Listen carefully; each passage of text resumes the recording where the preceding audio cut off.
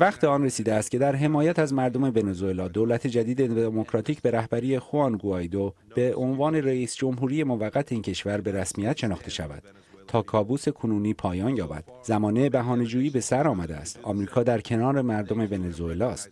تاکنون کشورهای بسیاری تصمیم به این کار گرفتند. یعنی دولت رئیس جمهوری موقت گوایدو را به رسمیت شناختند. حالا وقت آن رسیده که دیگر کشورها موضع خود را روشن کنند. تأخیر جایز نیست. یا شما همراه نیروهای آزادی خواهید یا در کنار رژیم مادورو. برخی از کشورها در کنار رژیم رئیس جمهوری پیشین مادورو هستند. چین، روسیه، سوریه و ایران صرفاً 4 کشور از این گروهند. البته شگفت‌آور نیست که حکومت‌های غیر دموکراتیک تلاش دارند مادورو در قدرت بماند. این کشورها به هنجارهای بین‌المللی تن نمی‌دهند. چین و روسیه به دنبال بقای این رژیم ورشکسته هستند، با این امید که بتوانند میوه سرمایه‌گذاری میلیارد دلاری خود را بچینند، پولی که از ابتدا هم برای کمک به مردم ونزوئلا سرمایه‌گذاری نشده بود. Good morning. On behalf of President Trump and the American people, I first want to thank Foreign Minister Miguel Vargas of the Dominican Republic, the current president of the Security Council, for scheduling this meeting.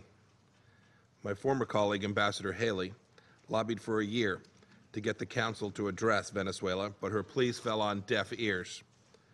This meeting is long overdue. And you all know why it's overdue.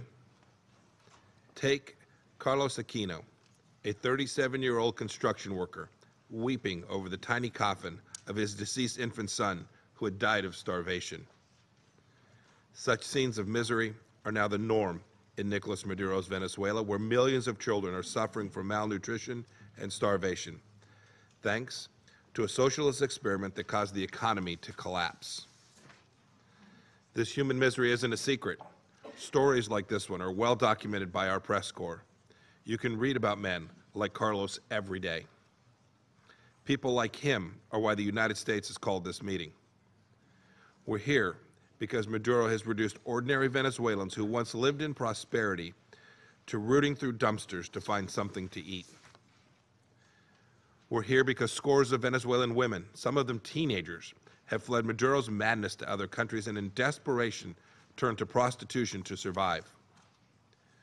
We're here because of Maria Vilema, a school psychologist who said through tears, "We have a government that is dedicated to destroying, not to constructing." Another man, a farmer named Vladimir Sequeira, who never got more than a 6th grade education, but he hoped that his stepdaughter Gabriela could fulfill her dreams of being a lawyer. She now says, "Our whole future has been taken away." That future, for her and all Venezuelans, didn't magically disappear on its own. The Maduro regime's failed policies, oppression, and corruption stole that future. The United States is helping to recover a brighter future for Venezuela.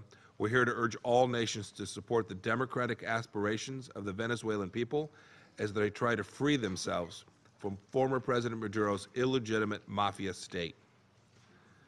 The humanitarian situation demands action now. It demands action today. Today, 9 out of 10 citizens live in poverty. Millions lack access to drinking water and food. 3 out of 4 hospitals have been abandoned.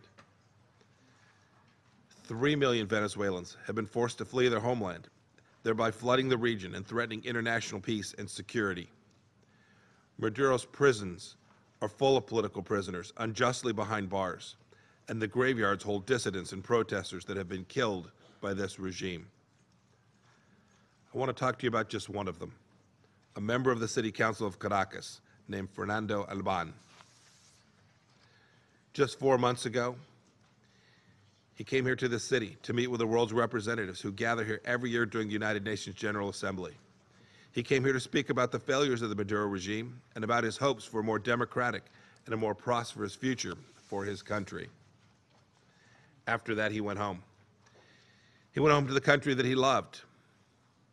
Maduro's secret police arrested him at the airport as soon as he landed. He died in their custody 3 days later, and the pathetic explanations for this death have convinced absolutely no one. The time is now to support the Venezuelan people, to recognize the new democratic government led by interim President Guaido, and end this nightmare. No excuses. The United States stands with the Venezuelan people. So far, many other nations have chosen to do the same, and they too have recognized the legitimate government of interim President Guaido. The United States stands proudly with you as we stand together in support of Venezuela. You knew the Venezuelan people did not have a moment to spare. And now it's time for every other nation to pick a side. No more delays, no more games. Either you stand with the forces of freedom, or you're in league with Maduro and his mayhem.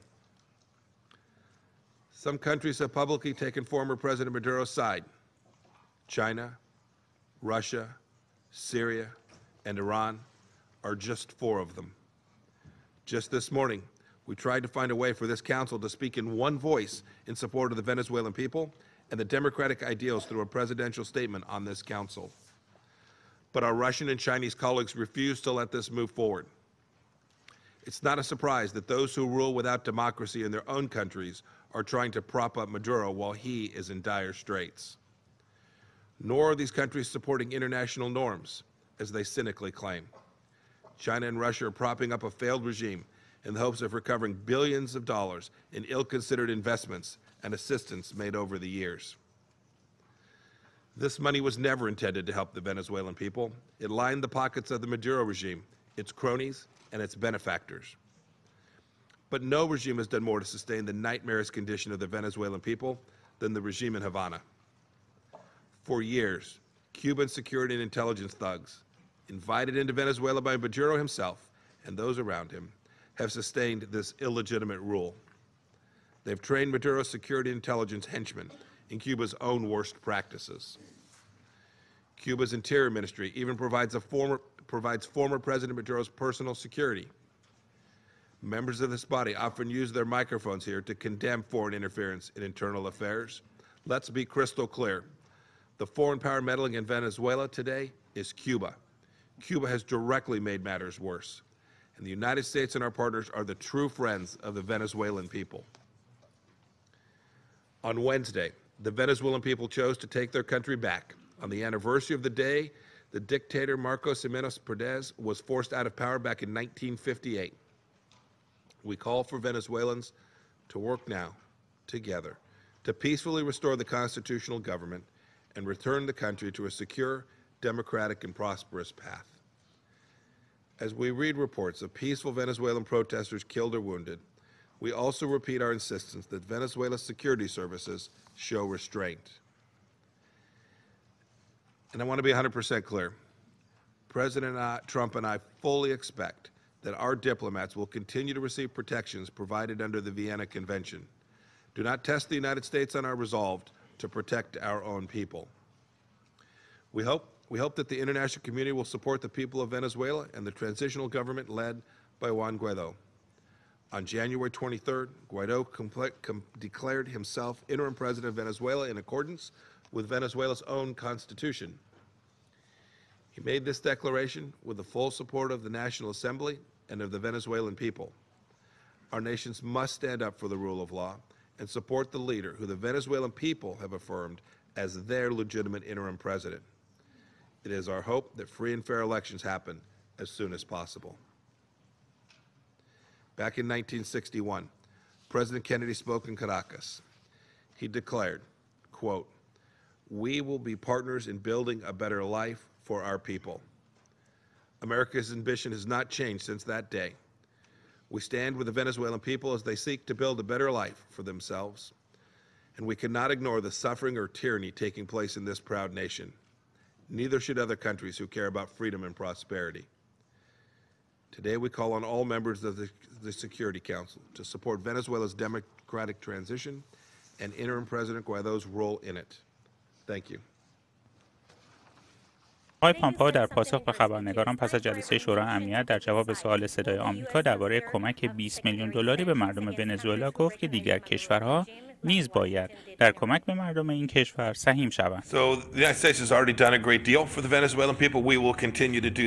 آمریکا اقدامات زیادی برای مردم ونزوئلا انجام داده است و این کار را ادامه خواهد داد. شما در سوالتان به ارائه 20 میلیون دلار از سوی آمریکا اشاره کردید. این پول برای فراهمسازی غذا و دارو و برقراری نظم در آنجا هزینه خواهد شد. ما از دیگر کشورها می‌خواهیم که به ما برای ارائه پروژه‌های انسان دوستانه که عملاً در خدمت مردم این کشور است بپیوندند. با استقرار دموکراسی در این کشور کمک‌های بیشتری در راه خواهد بود.